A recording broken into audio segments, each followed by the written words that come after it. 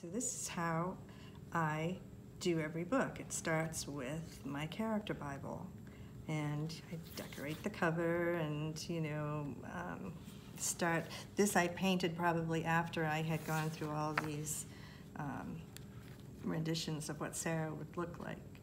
But in these journals, there's not a whole lot of writing. I cut things out of magazines, and I paint. This is a portrait I did of my girlfriend's cat, and here's the real Sarabella right here. And so, I might take a picture out of National Geographic with these incredible roots of trees, and it makes me think of family roots. It's like one thought makes you think of another thought, and you never know how those thoughts will end up in a book. I think this is like from The Birdman of Alcatraz, which was one of my favorite movies as a child. Look at that little bird strapped down to a board, and he's listening to his heart. I remember cutting these bats out of a National Geographic and gluing them on top of an elephant's head. Why? I don't know, because our thoughts are crazy sometimes. So this whole book is just a colorful, organic way of thinking for me. I might come up with a sentence like, she had no time for small talk. In fact, she didn't talk very much at all, and that became the first sentence in my book. She was too busy thinking. Here's something my Sarah created when she was little, because she was always making things. So this book is just full of my mental ramblings, wanderings. Here I thought she's looking at ants. When she studied her ants, she thought about uncles, and of course that became part of the page. She thought about big things and small things and oodles of in-between things like aunts and uncles. I imagine that to be her uncle. So you can see I'll cut like this beautiful bed out of an interior design magazine, and I'll paint my little character in it.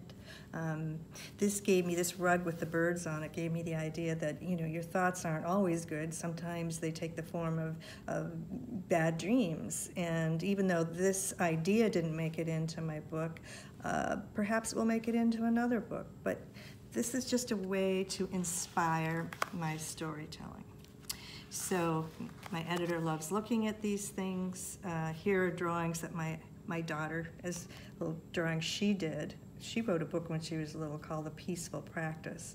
She's a composer, and she played violin when she was little, and that was from a book she wrote. So, and there's the real Sarabella, and I think that's an interesting picture of her, because she's a little mime, dressed as a little mime, and mimes are silent, and a really great symbol of an introvert. And Sarabella didn't talk much in the book at all? No, she didn't. So, she speaks with music, actually. And if you... There's the math bear. There's the math bear.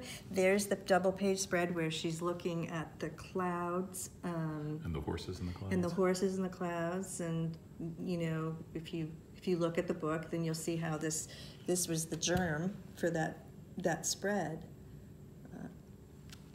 Here's my report card. I had an empty where the teacher said nothing about me. So I filled it in with Sarabella's, what Sarabella's teacher would say.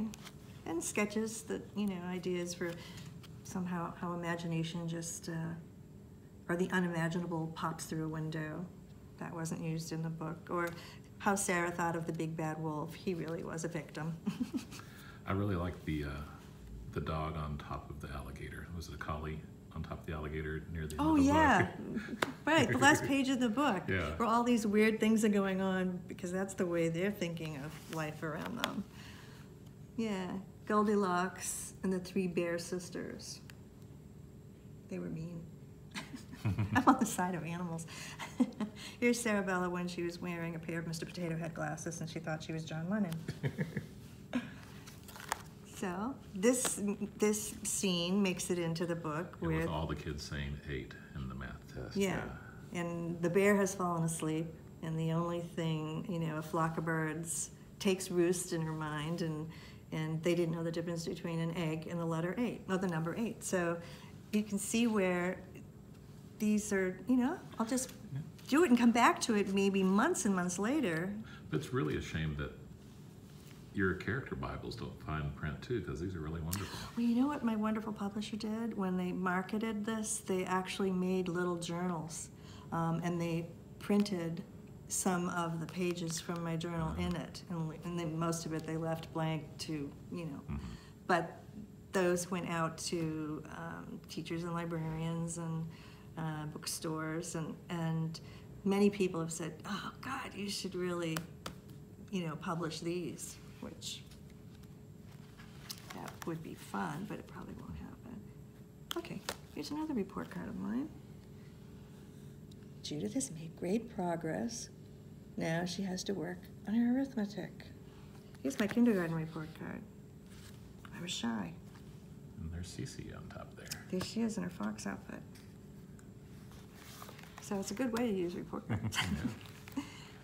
Then I found this word in the newspaper, evolution, and I happened to find a photograph from the Philadelphia Chinese New Year of a dragon, and I found this piece of artwork from an ancient Chinese ink and watercolor drawing, and that made me think of those dragons, and the word evolution made me think of snapdragons. And so as I was creating the character and really getting to know who she was, I had her sit with the snapdragons on her lap. But I have so many of these. And so many of my journals are just general journals. They're not, here's a drawing Sarah did of our family. There's Sarah playing keyboards, Bob playing guitar, Emma's playing her an electric blue violin, and I'm in a bathrobe, evidently. I prefer to think that as a gown. Okay. And here's Emma, the sister Cece in the book.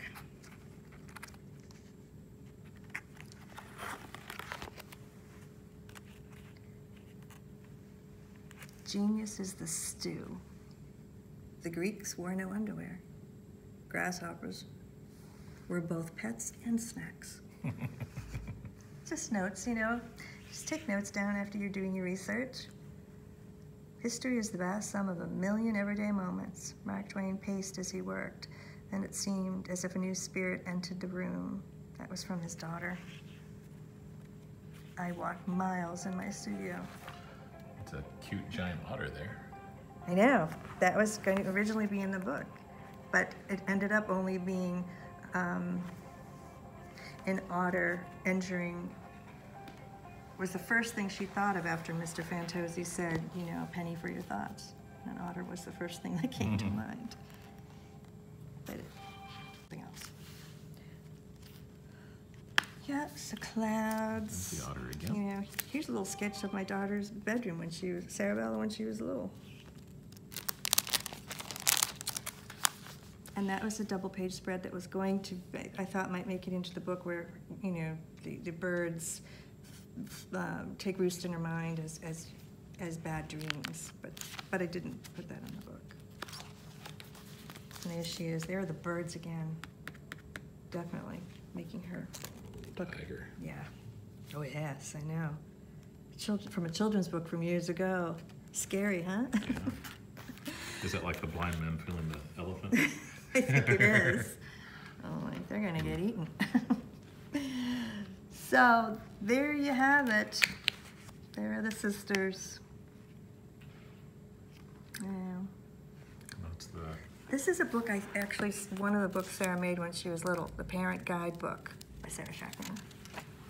Play with them, do not correct them too much.